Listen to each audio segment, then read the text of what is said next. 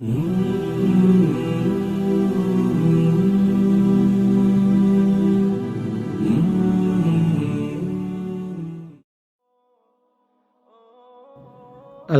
لله رب العالمين والعاقبة للمتقين الصلاة والسلام على اشرف الانبیاء والمرسلین. اما بعد، عزیزان دل،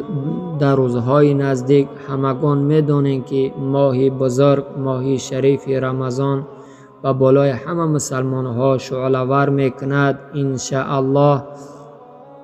پیش از اینکه این ماه به بالای من و شما شعله‌ور کند، برادران و خواهران عزیز، میخواهم یک دو صحبت با شما بنده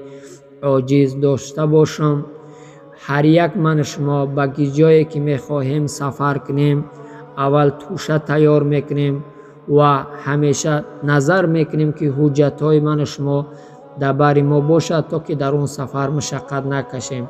چگونه که برای اون سفر آماده میشیم، چگونه که حجتهای خود را با همراه خود نگه میداریم و توشه خود را آماده میکنیم، این به طریق اولا ارزنده است که پیش از اینکه این ماه بزرگ به من شما شعله‌ور کند، من شما باید تیار باشیم،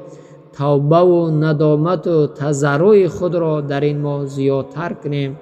و همدیگر را برای رضایت الله ببخشیم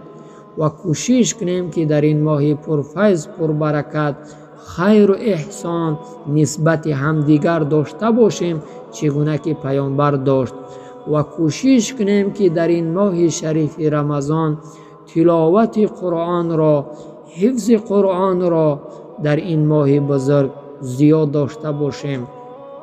و کوشش کنیم که در این ماه همیشه خوبی و خرسندی را نسبت همدیگر دریغ نکنیم. الله متعال همه من شما را، همه مسلمان های روی دنیا را